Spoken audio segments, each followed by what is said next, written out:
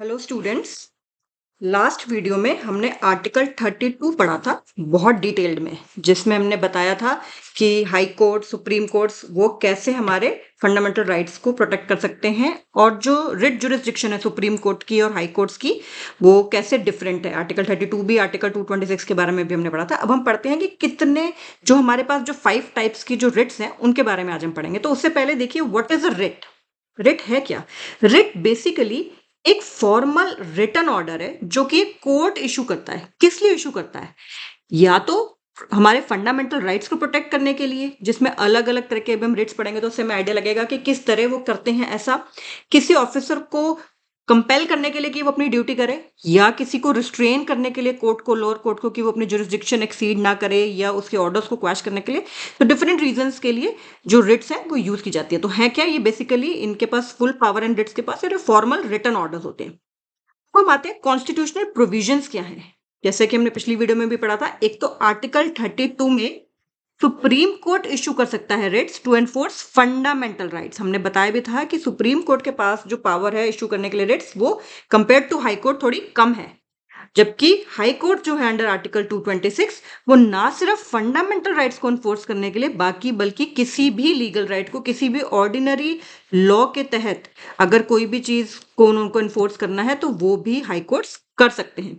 तो high courts के पास जो रिट इशू करने की जो पावर है वो ज्यादा है compare to supreme court. Supreme court जो है फंडामेंटल राइट्स के लिए ही रिट्स इशू करते हैं, अगर फंडामेंटल राइट्स किसी के इन्फ्रिंज हुए हैं तो।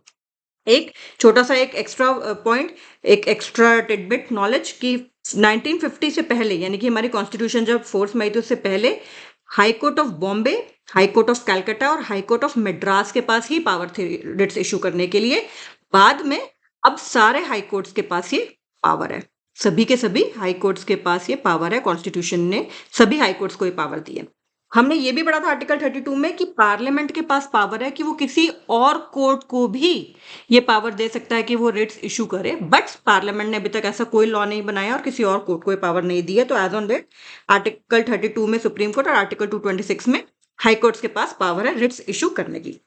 और ये जो था, ये जो रिट्स का जो प्रोविजन था, ये हमने कहाँ से, हमने हमारी कॉन्स्टिट्यूशन ने लिया है। इंग्लैंड में प्रेरोगेटिव रिट्स होती थी। ठीक है, क्यों प्रेरोगेटिव? इसलिए क्योंकि वहां का जो मोनार्क थे इंग्लैंड के, वही इशू करते थे ये अगेंस्ट, अगर किसी भी गवर्नमेंट बॉडी के अगेंस्ट। और इसलिए क्यों? क्योंकि मोनार्क बहुत ही हाईली उनको रिगार्ड किया जाता था और उनको फाउंटेन ऑफ जस्टिस माना जाता था। तो वहीं से ये जो है प्रोविजन लिया गया है इंग्लैंड की कॉन्स्टिट्यूशन से। अब ये रिट्स की जरूरत क्या है? जैसे हमने बताया है कि हमारे फंडामेंटल राइट्स हैं, और फंडामेंटल राइट्स को एनफोर्स कराना भी आर्टिकल 32 अपने आप में एक फंडामेंटल राइट है।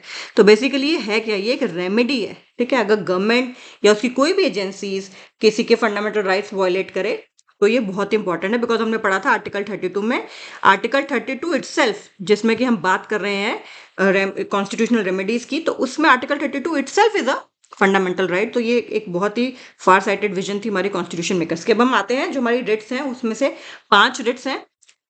तो पहले तो उनके नाम देख लेते हैं हम क्या क्या हैं। पहले है habeas corpus, then we have mandamus, then we have mandamus, then we have prohibition, then we have certiorari, and then the fifth one we have कोवरेंटो।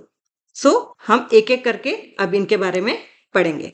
तो सबसे पहले the first one is habeas corpus. देखिए इसका meaning क्या है। सारे के सारे ये जो है लैटिन वर्ड्स हैं, उसका मीनिंग है to have the body of, या फिर प्रोड्यूस द बॉडी। तो इससे पता चल रहा है कि इलीगल डिटेंशन की बात हो रही है। इसका पर्पस क्या है कि अगर किसी को अनलॉफुल वे में डिटेन कर लिया गया, उसकी डिटेंशन कर ली गई है, तो हमें उसकी पर्सनल लिबर्टी को प्रोटेक्ट करने के लिए, ताकि उसको वहां से छुड़वाया जा सके, हम ये रिट को, हम सुप्रीम कोर्ट जा सकते हैं कि ये, फिर सुप्रीम कोर्ट जो है वो ये रिट इशू कर सकता है हबीस कॉर्पस की। कोई भी पर्सन जिसको डिटेन किया गया है, उसके बिहाफ पे कोई और भी, ठीक है, डिटेन उसको, जिसको डिटेन किया गया है वो खुद या फिर कोई और भी पर्सन उसके बिहाफ पे कर सकता है। अगर किसी को, चाहे पुलिस किसी को पकड़ ले, सबसे बड़ी बात तो यही है ना इंडिया में, ठीक है, पुलिस को किसी ने कुछ हल्का सा, पुलिस का किसी से झड़प हो गई, बहस हो गई, तो पुलिस तो अंदर पकड़ लेगी, ठीक है। लेकिन ऐसा थोड़ी है, फिर ऐसे तो मतलब गुंडा राज हो जाएगा देश में। तो हबीस कॉर्पस जो एक बहुत ही हमारा मतलब इम्पोर्टेंट रिट है कॉन्स्टिट्यूशन में, to have the body of produce the body unlawful detention के अगेंस्ट ये कर सकते हैं। और अगर ऐसा होता है तो सुप्रीम कोर्ट सबसे पहले पूछता है कि बताओ इसको आपने पकड़ा क्यों है भाई।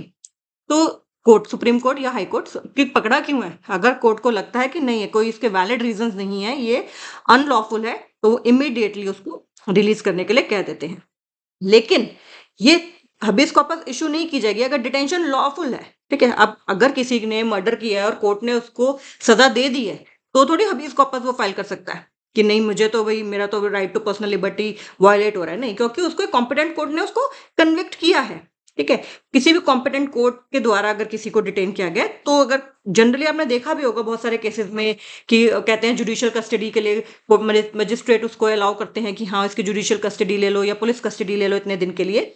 अगर कॉम्पिटेंट कोर्ट ने, कॉम्पिटेंट अथॉरिटी ने उसको किया है तो नहीं कर सकता है। इसी तरह से लेकिन अगर सपोज करो किसी इंडियन को किसी और कंट्री में पकड़ रखा है, ठीक है, तो वो कोर्ट की जुरिस्डिक्शन से ही बाहर हो गया ना, क्योंकि सुप्रीम कोर्ट की जुरिस्डिक्शन तो टेरिटरी ऑफ इंडिया और हाई कोर्ट की वो जो स्टेट है या यूटी है या स्टेट और यूटी कुछ मिला के है, तो वो है। तो अगर अगर outside the jurisdiction of the court है तो फिर वो नहीं बोल सकते, ठीक है। अब अगर मैं जैसे पता Punjab and Haryana high court में, लेकिन अगर जो वॉयलेशन हुआ है वो छत्तीसगढ़ में हुआ है, ठीक है, तो फिर outside the jurisdiction of the court हो गया, तो Punjab and Haryana high court हो गया। तो वो भी डिपेंड करता है। तो बेसिकली आपको इसमें याद रखना है habeas corpus means to have the body of, और इसमें अनलॉफुल डिटेंशन के अगेंस्ट किया जाता है। पहले ये भी था कि जो पर्सन डिटेंड है वही फाइल करे, लेकिन अब उसको और भी उसके बिहाफ पे फाइल कर सकता है। एक केस आया था ऐसे रुदल शाह का, ठीक है, उसमें क्या था, रुदल शाह का था केस 1953 में। 1953 में उसको अरेस्ट किया गया था कि उसको उसके वाइफ का मर्डर उसने किया था उसके उसमें, और उसको फिर बाद में कोर्ट ने उसको एक्विट कर दिया था, ठीक है, उसको कि भाई इसका ही इज नॉट गिल्टी। लेकिन फिर भी उसको नहीं छोड़ा गया, 14 इयर्स तक वो जेल में ही रहा एक्विटल के बाद भी। फिर उसने फाइनली हबीस कॉर्पस फाइल किया और उसने कॉम्पेंसेशन भी सीख की, और फिर कोर्ट ने उसको इमीडिएट रिलीज के लिए भी कहा और उसको कॉम्पेंसेशन भी अवार्ड की। ऐसे ही एक केस था एडीएम जबलपुर वर्सेस शिवकांत शुक्ला का। इसमें आपने जैसे हमने पढ़ा कि इमरजेंसी के दौरान सस्पेंड हो जाते हैं, तो इस वाले केस में यही हुआ था कि हबीस कॉर्पस पिटीशन जो थी सस्पेंडेड थी ड्यूरिंग इमरजेंसी, और बाद में इसके ऊपर भी काफी एज यूजुअल बवाल हुआ था कि it was a dark chapter. Emergency itself को हम कई बार देखते हैं कि it was a dark chapter. तो हबीस कॉर्पस में एक बार दोबारा देख लेते हैं। हबीस कॉर्पस में है to have the body of, produce the body, illegal detention किसी की अनलॉफुल डिटेंशन के अगेंस्ट है, ताकि पर्सनल लिबर्टी किसी की खराब ना हो, वॉयलेट ना हो। फिर हमारे पास मैंडेमस। मैंडेमस का मतलब क्या है, वी कमांड, ठीक है, वी कमांड, हम कमांड कर रहे हैं। तो यानी कि किसी भी पब्लिक ऑफिशियल को, अथॉरिटी को, कॉर्पोरेशन को, इवन किसी लोअर कोर्ट को, ट्राइब्यूनल को या गवर्नमेंट को कहा जा सकता है कि वो अपनी लीगल ड्यूटी परफॉर्म करे, लीगल ड्यूटी परफॉर्म करे। लेकिन ये ना तो किसी प्राइवेट इंडिविजुअल के अगेंस्ट इशू किया जा सकता है, ना ही ये प्रेसिडेंट और गवर्नर्स के against, chief justice of high court जो कि अपनी जुडिशियल कैपेसिटी में एक्ट कर रहे हो, प्राइवेट कॉन्ट्रैक्ट को एनफोर्स करने के लिए, कोई भी डिपार्टमेंटल इंस्ट्रक्शंस एनफोर्स करने के लिए जिनके पास कोई स्टैट्यूटरी, कोई लॉ की उसके पास बैकिंग नहीं है जिसके पास। ऐसे ही जब ड्यूटी डिस्क्रिशनरी है, मैंडेटरी नहीं, फॉर मतलब एक होता है मैंडेटरी ड्यूटीज, एक होता है डिस्क्रिशनरी, कर सकते हैं या नहीं कर सकते। तो ये मैंडेटरी ड्यूटीज के लिए मैंडेमस को हम इशू कर सकते हैं, ना कि डिस्क्रिशनरी ड्यूटीज के लिए। प्रेसिडेंट, गवर्नर, चीफ जस्टिस जो कि अपनी जुडिशियल कैपेसिटी में एक्ट कर रहे हैं उनके अगेंस्ट नहीं, प्राइवेट के अगेंस्ट भी नहीं, ठीक है। फॉर इंस्टेंस कि अब एनएचएआई है, आपको पता है NHAI national highways authority of India है, वो जगह जगह पूरे इंडिया में इतने सारे हाईवेज बना रहा है, ठीक है, हाईवेज बना रहा है। और आपको पता है कि वो बहुत सारे फिर आगे सब कॉन्ट्रैक्ट भी करता है, आगे भी कॉन्ट्रैक्ट करता है, फिर आगे उसके बाद भी सब कॉन्ट्रैक्ट करता है, ठीक है। किसी के बिल पेंडिंग है, ठीक है, बिल ही नहीं दिए जा रहे। आजकल जितनी भी गवर्नमेंट की जो सेल होती है, बाइंग होती है, वो जेम पोर्टल पे होती है, ठीक है, जेम पोर्टल पे होती है। ऐसा तो नहीं है ना कि 15-15 साल उनके आप बिल ही नहीं सेटल करेंगे, यू नो, ऐसा करके बहुत सारी चीजें हैं। तो इवन देखिए इसमें लोअर कोर्ट्स और ट्राइब्यूनल्स भी इन्वॉल्व है कि अगर कोई भी अपनी ड्यूटी परफॉर्म नहीं कर रहा, तो क्या कहते हैं कि आप अपनी ड्यूटी परफॉर्म करिए, आप अपनी ड्यूटी परफॉर्म करिए। तो इसके लिए क्या यूज होता है? मैंडेमस, वी कमांड, कि आप अपनी ड्यूटी करिए। प्रोहिबिशन तीसरी है, प्रोहिबिशन नाम से पता चल रही है, प्रोहिबिट करना, टू फॉरबिड, कोई ना करे, ठीक है। ये जनरली हायर कोर्ट इशू करता है लोअर कोर्ट या ट्राइब्यूनल को रोकने के लिए from acting beyond it's jurisdiction. मतलब ये पहले से ही प्रोहिबिट कर रहा है, यानी कि अपन केस सुनने से पहले ही, अभी उसने जजमेंट नहीं दी है, फाइनल जजमेंट नहीं दी है, issued only before the final judgment is given, तभी तो प्रोहिबिशन होगा।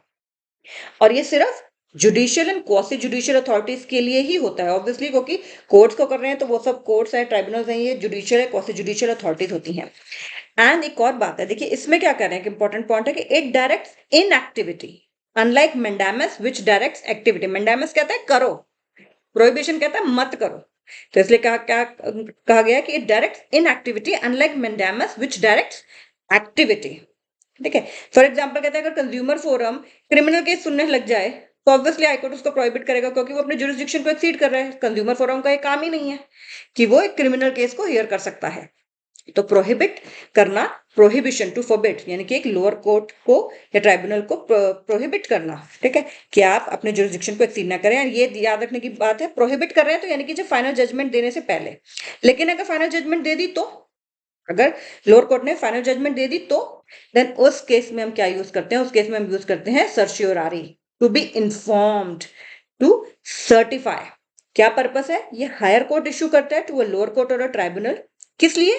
कि या तो ट्रांसफर कर दो केस हमें, ठीक है, अगर सपोज करो सुप्रीम कोर्ट किसी हाई कोर्ट को कर है, हमें सुप्रीम कोर्ट को ट्रांसफर कर दो, या फिर कोई हायर कोर्ट अपने किसी सबऑर्डिनेट सिविल कोर्ट को कर रहा है कि हमें ये वाला केस ट्रांसफर कर दो, या फिर वो उसका ऑर्डर जो है लोअर कोर्ट ट्राइब्यूनल का उसको स्क्वैश भी कर सकता है, कैंसल भी कर सकता है।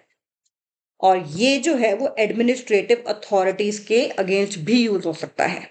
और जनरली इसलिए ही होता है कि आपके जुरिस्डिक्शन का एक्सेस हो गया, या फिर आपकी जुरिस्डिक्शन ही नहीं थी, या फिर कोई एरर ऑफ लॉ भी हो गया, प्रोसीजरल कोई एरर हो गया है इस तरह का। इसमें खास बात क्या है, डिफरेंस क्या है कि ये जजमेंट से पहले भी कर सकते हैं, जजमेंट के बाद भी कर सकते हैं। Unlike prohibition, which is preventive, certiorari is both preventive and curative, यानी कि अगर उन्होंने एक इशू कर दिया है, एक ऑर्डर, एक जजमेंट दे दिया है, तो उसको भी क्वैश कर सकते हैं। तो यानी कि क्यूरेटिव भी है, ना ही सिर्फ प्रिवेंटिव बल्कि क्यूरेटिव भी है। और ये जो है सर्शियोरारी जो है वो लेजिस्लेटिव बॉडीज के अगेंस्ट नहीं इशू होती है, ना ही प्राइवेट इंडिविजुअल्स के अगेंस्ट इशू होती है। किसी भी प्राइवेट बॉडी के, किसी भी कंपनी के लेजिस्लेटिव बॉडीज के अगेंस्ट ये इशू नहीं होती है। जैसे पता चल रहा है कोर्ट्स के लिए ही ये यूज होती है। फिर है को वारंटो। को वारंटो जो है बाय व्हाट अथॉरिटी और वारंट, ये जनरली तब इशू होता है आप नहीं चाहते ऑब्वियसली कि कोई भी पब्लिक ऑफिस, कोई बंदा इलीगली बैठा रहे। अगर आपको पता चले आप गवर्नमेंट हॉस्पिटल में गए और वहां का जो सीएमओ है, चीफ मेडिकल ऑफिसर, वो तो एक्चुअली डॉक्टर ही नहीं है जी, ठीक है, या फिर वो सीएमओ की क्वालिफिकेशन जो है उनको पूरा ही नहीं कर रहा, लेकिन वो उनकी पोस्ट होल्ड करके बैठा हुआ है, तो वो इलीगल हो गया। उनका पब्लिक ऑफिस, वो पब्लिक पोस्ट होल्ड करना, वो पब्लिक ऑफिस होल्ड करना, वो इलीगल हो गया। तो ऐसे केस में जो है, इसमें सबसे इंपॉर्टेंट क्या है, कोई भी सिटीजन जा सकता है इस वाली रिट को फाइल करने के लिए, कोई भी सिटीजन। वैसे तो बाकी जो चारों उसको वो इंडिविजुअल कंसर्न कोई करते हैं, बट हबीज कॉर्पस में उनके कोई नोन भी कर सकते हैं। को वारंटो में कोई भी सिटीजन फाइल कर सकता है, चाहे उसका पर्सनल इंटरेस्ट हो ना हो। इसमें ध्यान रखने की बात यह, ऑफिस जो है पब्लिक होना चाहिए, नहीं कि कोई प्राइवेट, कोई कॉलेज है उसमें कोई टीचर है, या कि भाई वो उनको जितनी हायर क्वालिफिकेशन चाहिए थी उससे थोड़ा सा लो थी तो उसको कर दिया, नहीं, पब्लिक होना चाहिए वो ऑफिस, ठीक है। और वो जो पोस्ट है वो परमानेंट कैरेक्टर की होनी चाहिए, ठीक है, ये नहीं कि कॉन्ट्रैक्ट की पोस्ट है, तो वो नहीं होना चाहिए। और पर्सन जो है वो विदाउट लीगल अथॉरिटी जब होल्ड कर रहा होगा तभी ये रिट यूज हो सकती है, को वारंटो, ठीक है। तो दोबारा से एक बार देख लेते हैं हम पांचों रिट्स। उससे पहले हमने जो पिछले वाली वीडियो में भी देखा था कि सुप्रीम कोर्ट आर्टिकल 32 में फंडामेंटल राइट्स के लिए कर सकता है, जबकि हाई कोर्ट फंडामेंटल 226 में हाई कोर्ट्स और अदर लीगल राइट्स के लिए भी कर सकता है। सुप्रीम कोर्ट की जुरिस्डिक्शन ऑलरेडी है, जबकि उनकी हाई कोर्ट की जो टेरिटरी है वो है ये आप हम फंडामेंटल राइट्स के इन्फ्रिंजमेंट के लिए डायरेक्टली सुप्रीम कोर्ट जा सकते हैं। सुप्रीम कोर्ट ये नहीं कह सकता सिर्फ इस वजह से कि नहीं आपके पास और भी, आप लोअर कोर्ट में जा सकते हैं, इसलिए वो मना नहीं कर सकता। जबकि हाई कोर्ट के पास डिस्क्रिशनरी है, हाई कोर्ट कह सकता है कि आपके पास ऑल्टरनेट रेमेडी एग्जिस्ट करती है। और ये तो हमें पता ही है कि नेशनल इमरजेंसी के दौरान ये जो है सस्पेंड हो जाते हैं आर्टिकल 20 और 21 को छोड़ के। अब ये देखिए, हम एक बार फिर से रिवीजन कर लेते हैं कि क्या क्या है। हबीस कॉर्पस में क्या है? हबीस कॉर्पस में प्रोड्यूस द बॉडी, यानी कि इलीगल डिटेंशन के अगेंस्ट है। हम सुप्रीम कोर्ट या हाई कोर्ट जाके कह सकते हैं कि हाँ, जो जिस बंदे को इलीगली डिटेन किया उसको इमीडिएटली रिलीज किया जाए। गवर्नमेंट, पुलिस, प्राइवेट इंडिविजुअल्स के अगेंस्ट भी कर सकते हैं। अगर डिटेंशन लीगल है तब ये हम इशू नहीं कर सकते। अगर किसी भी पर्सन को, एग्जाम्पल क्या है, किसी भी पर्सन को विदाउट रीजन अगर किसी ने जेल में पकड़ के डाल दिया है तो ये रिट फाइल की जा सकती है, कोर्ट इमीडिएटली कह सकता है कि उसको रिलीज करो। फिर है हमारे पास मैंडेमस। उसका मीनिंग क्या है? We command. ये वी कमांड मतलब परफॉर्म करो ड्यूटी, भाई अपनी ड्यूटी परफॉर्म करो। प्रोहिबिशन, मत करो ड्यूटी परफॉर्म लोअर कोर्ट या ट्राइब्यूनल को कि आप अपने जुरिडिक्शन एक्सीड कर रहे हो तो मत करो। सर्शियोरारी कि हमें बताओ भाई, ठीक है। हाई कोर्ट रिव्यू करता है या इलीगल ऑर्डर्स भी अगर लोअर कोर्ट या ट्राइब्यूनल के तो उनको क्वैश कर देता है, तो ये प्रिवेंटिव एंड क्यूरेटिव बोथ है सर्शियोरारी। फिर है को वारंटो। को वारंटो का मतलब है किस अथॉरिटी से, by what authority, by what authority are you holding this office. तो अगर इलीगल होल्डिंग होती है पब्लिक ऑफिस की तो वो जो है उसको कर सकता है। और हबीस कॉर्पस जो है डिटेन्ड पर्सन या डिटेन्ड पर्सन के बिहाफ पे, देखिए बहुत इंपॉर्टेंट पॉइंट मैं आपको बता रही हूँ कि ये जो पहली चार हैं वो या तो अफेक्टेड पर्सन करता है या जनरली ये अफेक्टेड पर्सन करता है।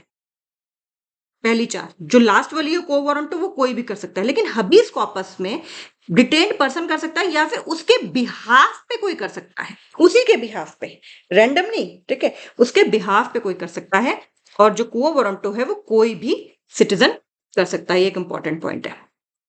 ये हो गई हमारी रिट्स, और इसके साथ जो हमारा मोटा मोटा पार्ट 3 जो है कॉन्स्टिट्यूशन का, वो फिनिश हो गया है। And please share this video with at least one of your friends and do subscribe to the channel. Thank you. Hello students. हम पार्ट 3 फंडामेंटल राइट्स पढ़ रहे हैं पिछली कुछ वीडियो से, जिसमें हमें पता है कि आर्टिकल 12 से 35 तक है। और अभी तक के हमने वीडियोस में आर्टिकल 32 तक कवर कर लिया है, जिसके बाद हमने रिट्स भी जो थी पांचों तरीके की वो रिट्स भी कर लिए हैं। अब हमारे 3 आर्टिकल रह गए, आर्टिकल 33, 34 और 35, जो कि पार्ट 3 में फंडामेंटल राइट्स के पार्ट में। आज हम उनको अब देखते हैं उसमें क्या करते हैं। तो सबसे पहले हम बात करेंगे आर्टिकल 33 की। आर्टिकल 33 की अब हम बात करते हैं। तो देखिए आर्टिकल 33 में क्या कहते हैं? कहते हैं पावर ऑफ पार्लियामेंट। पार्लियामेंट की पावर है किस चीज के लिए? To modify fundamental rights for certain forces. जब आपने वर्ड फोर्सेस पढ़ा है तो आपको समझ आ जाएगा कि यहाँ पे फोर्सेस की बात कर रहे हैं। उन फोर्सेस में आर्म्ड फोर्सेस भी हो सकती हैं, उनमें वो भी इंटेलिजेंस एजेंसीज भी हो सकती हैं। ये सब हम अभी देखते हैं। तो क्या कहते हैं? पहले कहते हैं कि पावर है पार्लियामेंट की to modify fundamental rights for certain forces. Parliament by law जो है वो डिटरमिन कर सकता है to what extent any of the rights conferred by this part किस किस पे एप्लीकेबल होंगे, कि पार्लियामेंट बाय लॉ ये डिटरमिन कर सकता है कि फंडामेंटल राइट्स जो पार्ट 3 में गारंटीड है, फंडामेंटल राइट्स आर्म्ड फोर्सेस के लिए या और फोर्सेस के लिए जो कि पब्लिक ऑर्डर मेंटेन कर रही हैं, कोई ब्यूरो है, कोई इंटेलिजेंस या काउंटर इंटेलिजेंस एजेंसी है, या कोई ऐसा भी पर्सन है जो कि टेलीकम्युनिकेशन सिस्टम्स लगा रहे हैं ऑर्गेनाइजेशंस के लिए, एयरफोर्स, किसी फोर्स के लिए, किसी ब्यूरो के लिए, तो उनके राइट्स को किस एक्सटेंट तक रिस्ट्रिक्ट करना है या एब्रोगेट करना है, ताकि ये फोर्सेस प्रॉपर डिस्चार्ज कर सके अपनी ड्यूटीज का और उनमें मेंटेनेंस ऑफ डिसिप्लिन भी रहे। तो दोबारा से एक बार देख लेते हैं आर्टिकल 33 क्या कहता है। कहते हैं कि पार्लियामेंट, ये पावर सिर्फ पार्लियामेंट के पास है। पार्लियामेंट बाय लॉ जो है ये डिटरमिन कर सकता है कि किन के, इन सबके जो फंडामेंटल राइट्स हैं उनको रिस्ट्रिक्ट या एब्रोगेट किया जा सकता है। किन किन के? आर्म्ड फोर्सेस के, ऐसी कोई और जैसे इसमें पैरामिलिट्री फोर्सेस भी आ जाएंगी, CISF, CRPF, BSF and so on. इसी तरह से कोई अब हमारा रॉ है, ठीक है, इंटेलिजेंस एजेंसी है और भी इंटेलिजेंस एजेंसीज हैं, तो उनको उनके जो उनमें जो मेंबर्स हैं उनके फंडामेंटल राइट्स, अब वो अगर हमें कहें हमें तो राइट टू फ्रीडम है, right to freedom of speech है, और वो बाहर जाके बता दें कि गवर्नमेंट क्या प्लान कर रही है, तो हमारी नेशनल सिक्योरिटी पे थ्रेट हो सकता है, राइट? या वो ये कहें कि हमें तो राइट टू फॉर्म यूनियन है, तो जनरली हमने देखा है कि उसमें यूनियन फॉर्म करने का सबको राइट नहीं होता है, तो वो ये कहें कि हम तो जी काम नहीं करेंगे, तो इस तरह से तो नहीं चलेगा, फिर हमारी नेशनल सिक्योरिटी का क्या होगा? आर्मी वाले, एयरफोर्स वाले, नेवी वाले तब कहें कि नहीं जी, हम तो नहीं कर रहे। तो ये इसीलिए फोर्सेस के जो राइट्स हैं, वो जो फंडामेंटल राइट्स हैं, वो रिस्ट्रिक्ट कर सकते हैं और पार्लियामेंट ही कर सकता है। याद रखना है कि सिर्फ पार्लियामेंट ही कर सकता है, और पार्लियामेंट ने इस आर्टिकल के तहत एक्ट्स भी बनाए हैं, जैसे कि army act 1950, air force act 1950, navy act 1957। इसमें एक ये भी हुआ था और कई बार पार्लियामेंट में उठाया भी गया, क्योंकि सिर्फ पार्लियामेंट ही बना सकता है, कि जैसे मुस्लिम्स हैं उनको 5 टाइम की अपनी नमाज पढ़नी होती है, तो ऑफिस आवर्स में रूल बनाया गया कि ऑफिस आवर्स में वो अपनी प्रेयर्स नहीं कर सकते, ठीक है? तो उसमें ये भी हुआ कि मतलब उनका right to freedom of religion वो हो रहा है, बट किसी और भी रिलीजन को जब ये नहीं दिया गया है तो उनको भी नहीं दिया जाएगा, और पर्टिकुलरली इस आर्टिकल के तहत पार्लियामेंट को हक है कि वो उनके राइट्स को रिस्ट्रिक्ट कर सकता है। तो ये चीजें, इस तरह से बहुत सारी और भी चीजें हैं, बट आपको याद रखना है यहाँ पे यही इंपॉर्टेंट है कि फोर्सेस के जो राइट्स हैं, पार्लियामेंट के पास पावर है कि उसको रिस्ट्रिक्ट या एब्रोगेट कर सकता है। सिंपल सी बात आपको ये याद रखनी है। फोर्सेस का मतलब सिर्फ आर्मी, एयरफोर्स और नेवी ही नहीं है, फोर्सेस में पैरामिलिट्री फोर्सेस भी आ जाएंगी, इवन इंटेलिजेंस एजेंसी जो हमारी कंट्री की हैं वो भी आ जाएंगी, और इवन वो लोग भी आ जाएंगे जो इन इंटेलिजेंस एजेंसीज में कोई टेलीकम्युनिकेशन सिस्टम प्रोवाइड कर रहे हैं या इस तरह की कोई भी सर्विसेज प्रोवाइड कर रहे हैं, इवन उनके भी राइट्स इसमें एब्रोगेट या रिस्ट्रिक्ट किए जा सकते हैं। फिर आता है आर्टिकल 34। आर्टिकल 34 में क्या कहते हैं? इसमें भी क्या कहते हैं कि राइट्स जो है लिमिट कर सकते हैं, कब? जब मार्शियल लॉ हो इन फोर्स। मार्शियल लॉ का मतलब क्या होता है? टेम्परेरी मिलिट्री रूल हो गया एक तरह से, ठीक है, और सिविल एडमिनिस्ट्रेशन की नहीं होगी, अब चलेगी मिलिट्री रूल हो गया है। मार्शियल लॉ जब फोर्स में किसी भी एरिया में, तब किस तरह की रिस्ट्रिक्शन हो जाएगी राइट्स, वो उसकी बात करता है। तो सिंपल सी एक बात करता है, और इसमें भी कौन कर सकता है? सिर्फ पार्लियामेंट कर सकता है, बाय लॉ।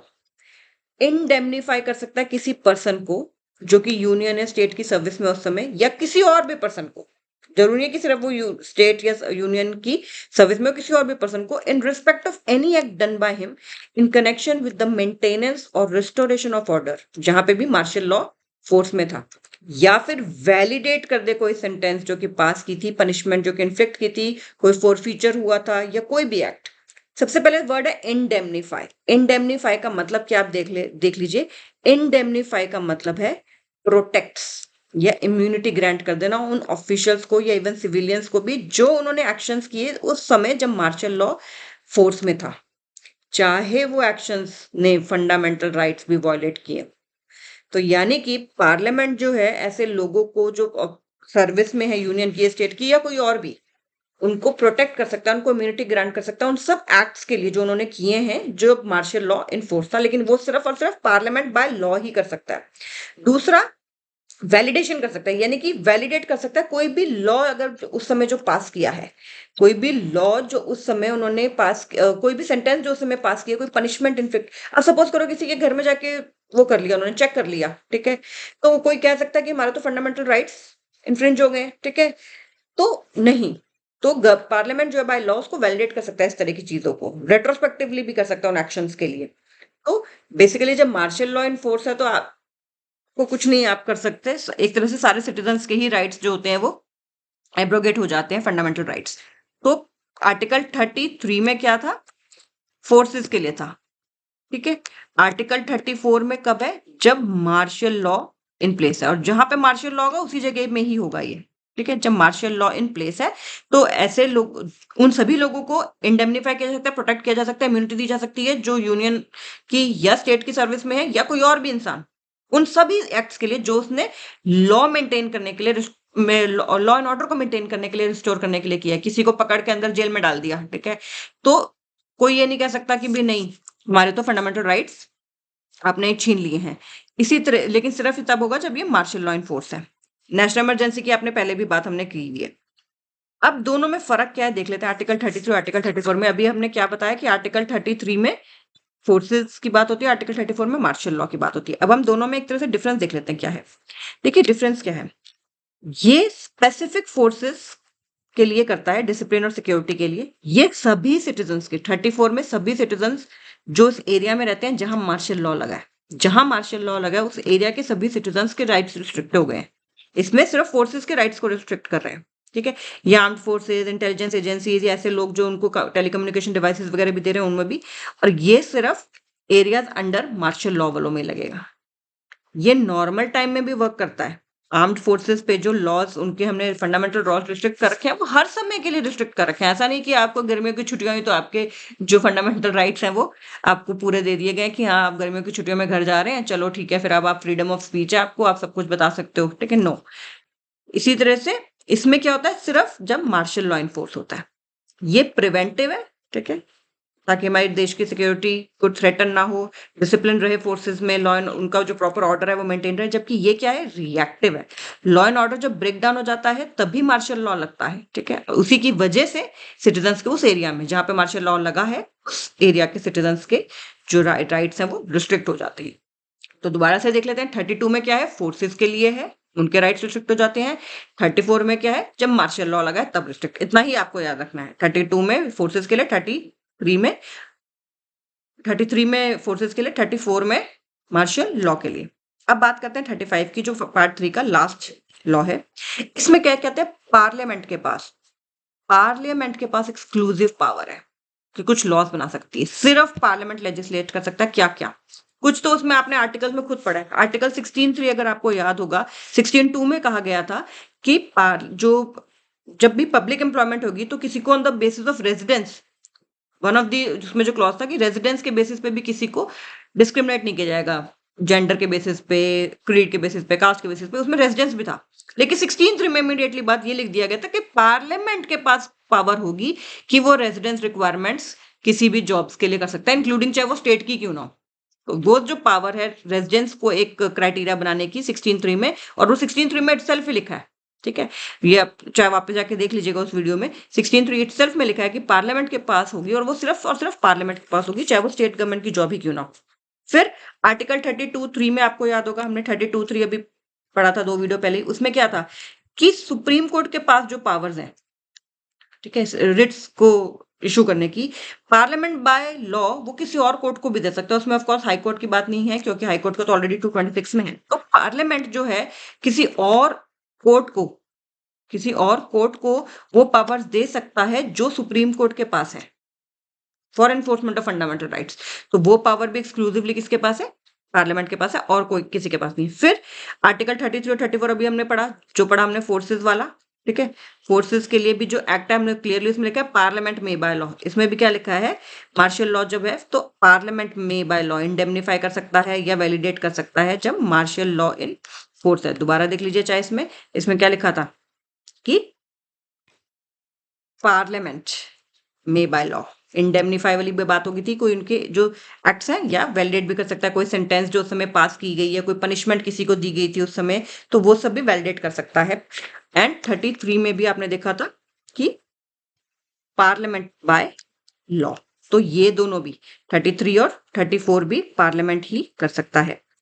एक और चीज जो है वो पार्लियामेंट कर सकता है, कोई भी लॉ जो प्रिस्क्राइब कर रहा है punishment for offences against part 3। जैसे आपने आर्टिकल 17 में हमने पढ़ा था अबॉलिशन ऑफ अनटचेबिलिटी, उसमें हमने क्लियरली लिखा था कि वो पनिशेबल बाय लॉ है, ठीक है, पनिशेबल बाय लॉ है। तो इसके तहत जो एक्ट बनाया गया अबॉलिशन ऑफ अनटचेबिलिटी, वो किसने बनाया, पार्लियामेंट नहीं बनाया। इवन आर्टिकल 23, 24 में भी हम बॉन्डेड लेबर को बात करते हैं अबॉलिश करने की। इन सब में भी जो एक्ट्स बनाए हैं इमोरल ट्रैफिक को सप्रेस करने के लिए, ये सब भी पार्लियामेंट नहीं बनाए हैं। तो एक सिंपल सी बात है 35 में कि एक्सक्लूसिव पावर्स दी गई हैं पार्लियामेंट को कुछ कुछ चीजों के लिए, जैसे कि आर्टिकल 16(3) रेजिडेंस अगर रिक्वायरमेंट करना है किसी भी तरह की गवर्नमेंट जॉब्स के लिए, चाहे वो स्टेट की भी क्यों ना, तो पार्लियामेंट के पास ही पावर है। किसी और कोर्ट को वो पावर्स देना जो सुप्रीम कोर्ट के पास है रिट इशू करने की, वो भी, लेकिन अभी तक नहीं किया पार्लियामेंट ने। आर्टिकल 33 यानी कि फोर्सेस के जो राइट्स हैं उनको रिस्ट्रिक्ट करने के लिए अगर कोई लॉ बनाता है तो वो भी सिर्फ पार्लियामेंट बना सकता है।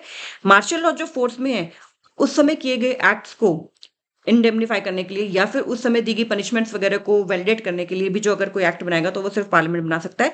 और कोई भी ऐसे लॉ जो पार्ट 3 के अंडर ऑफेंस किए जाए और उसके लिए कोई पनिशमेंट देनी है तो उसके लिए भी सिर्फ पार्लियामेंट ही बना सकता है। उसके तहत हमने एबॉलिशन ऑफ अनटचेबिलिटी, जिसको हमने पनिशेबल ऑफेंस बना रखा है, बॉन्डेड लेबर को एबॉलिश करने का, suppression of immoral traffic and so on, कई सारे एक्ट्स पार्लियामेंट ने बना रखे हैं। तो ये हमारा इसके साथ खत्म होता है पार्ट 3 ऑफ द कॉन्स्टिट्यूशन, जो कि बहुत ही इंपॉर्टेंट है। एंड नेक्स्ट वीडियो में हम फिर पार्ट 4 शुरू करेंगे, डीपीएसपी डायरेक्टिव प्रिंसिपल्स जो है स्टेट पॉलिसी के, उसको शुरू करेंगे।